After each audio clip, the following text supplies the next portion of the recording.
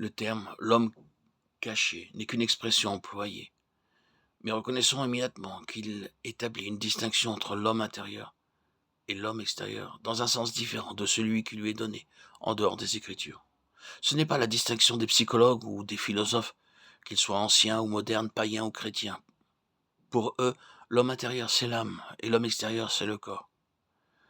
Il n'en est pas ainsi dans la parole de Dieu. Ici, l'homme intérieur ou caché c'est l'esprit et l'homme extérieur c'est l'âme ou le corps, l'un ou l'autre, ou bien tous les deux. Ces deux désignations, âme et corps d'une part, esprit d'autre part, sont respectivement synonymes des termes homme naturel et homme spirituel. Et c'est entre eux que peut se faire la séparation par l'épée de l'esprit, la parole de Dieu. Il était aussi dangereux d'unir ce que Dieu a séparé que de séparer ce que Dieu a uni. La seule unité qu'il y ait entre les trois, esprit, âme et corps, c'est qu'ils composent ou constituent un homme. La traduction littérale de 1 Thessaloniciens 5, 23 est « votre personne tout entière, ou votre homme tout entier, ou tout votre être, l'esprit, l'âme et le corps ». Ces trois mots bien distincts sont employés en grec comme ailleurs. L'Esprit de Dieu n'emploie pas des mots au hasard, simplement pour l'intérêt de la variété. Les termes que Dieu emploie expriment des principes spirituels fondamentaux. Ce mot naturel, lorsqu'il est appliqué à l'homme, est comme nous le savons le mot grec psychos, dont la forme française est psychique, spirituel, et l'adjectif du mot esprit, et animal, l'adjectif de âme. Dans Jacques 3,15, ce même mot psychique a été traduit par charnel. Mais il serait plus juste de dire animal, de l'âme. Et il est intéressant de remarquer en passant qu'il y a dans ce passage deux descriptions de la sagesse. Ce qui fait de l'homme un être unique dans tout le domaine de la création, ce n'est pas le fait qu'il soit une âme ou qu'il ait une âme, c'est le fait qu'il a un esprit et une âme. Et il est possible que cette union en une seule personne de l'âme et de l'esprit rende l'homme unique au-delà de cette création dans l'univers tout entier. Dieu est esprit. Les anges sont des esprits. Il y a de nombreux passages dans les Écritures qui indiquent la différence qu'il y a entre le moi intérieur de l'esprit et le moi extérieur de l'âme. Paul dit par exemple « Mon esprit est en prière, mais mon intelligence reste inactive » 1 Corinthiens 14, 14.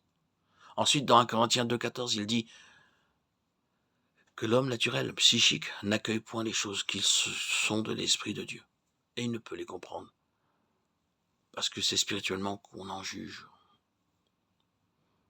Cette distinction est très soulignée dans le récit que fait Paul de la révélation qu'il a reçue.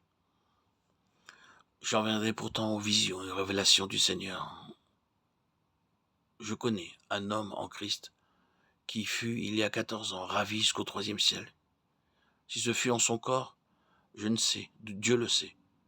Je sais que cet homme, si ce fut en son corps ou sans son corps, je ne sais, Dieu le sait, fut ravi dans le paradis et entendit des paroles ineffables qui n'est pas permis à un homme de révéler. En ce qui concerne cet homme-là, oui, je puis me glorifier, mais en ce qui concerne exclusivement ma personne, je ne me glorifierai pas. 2 Corinthiens 12, 1, 5. Nous remarquons ici, en passant, que les choses révélées à l'esprit ne sauraient être exprimées par l'homme extérieur, à moins que le Seigneur n'en donne le pouvoir. Dans un autre passage, l'apôtre demande des prières des enfants de Dieu, afin qu'il lui soit donné de faire connaître en toute liberté le mystère de l'Évangile. Éphésiens 6, 19. Dans ce passage de Corinthiens 12, 1, 5, Paul fait ici allusion à l'homme extérieur, qui ne peut pas qui ne connaît pas qui ne peut transmettre la vérité. Et l'homme intérieur qui a cette révélation de la vérité.